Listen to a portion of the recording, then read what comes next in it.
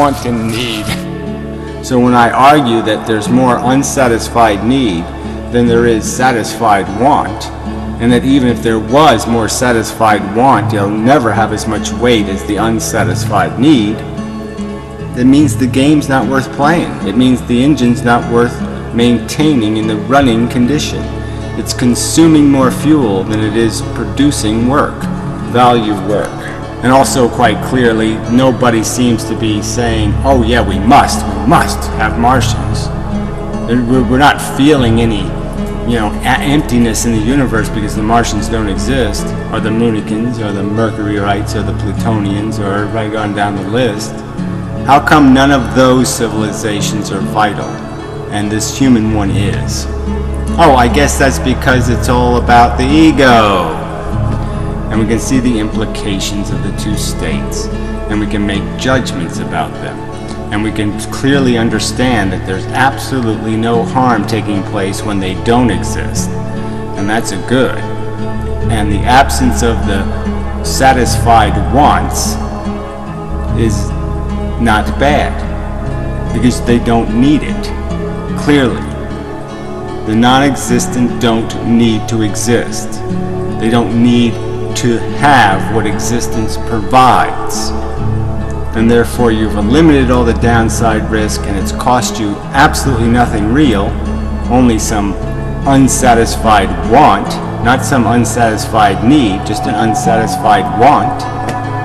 So yeah, it's all win. So that's the asymmetry, that somehow the existence of human beings is so fucking important, and yet you won't explain to me why the absence of Moonikins isn't vitally important. Why the absence of Martians isn't vitally important. Why aren't the absence of all these other living things bothering you? Why don't they, why doesn't it disturb you that they don't exist? Again, the answer is obvious. It's because you have a personal addiction. You have a personal bias, and you've allowed that bias to distort your perspective.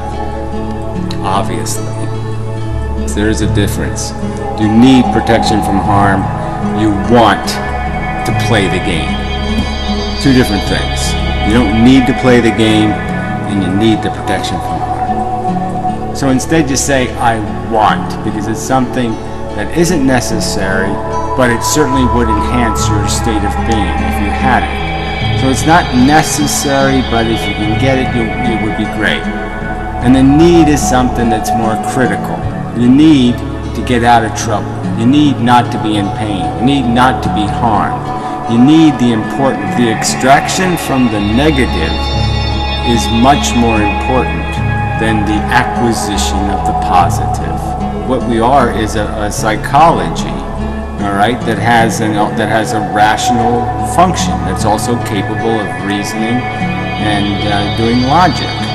But at the same time, as it can judge best strategies to satisfy our wants, it can help us understand that maybe we don't need what we want.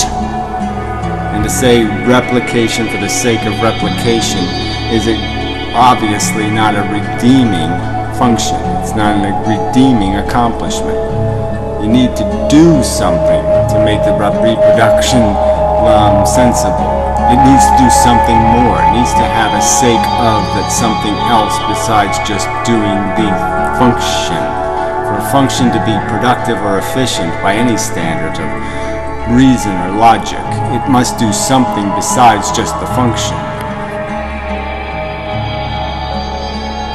You are what you do. You are what you do. Yeah, so you are not what you say you want or claim you need. You are what you in fact do.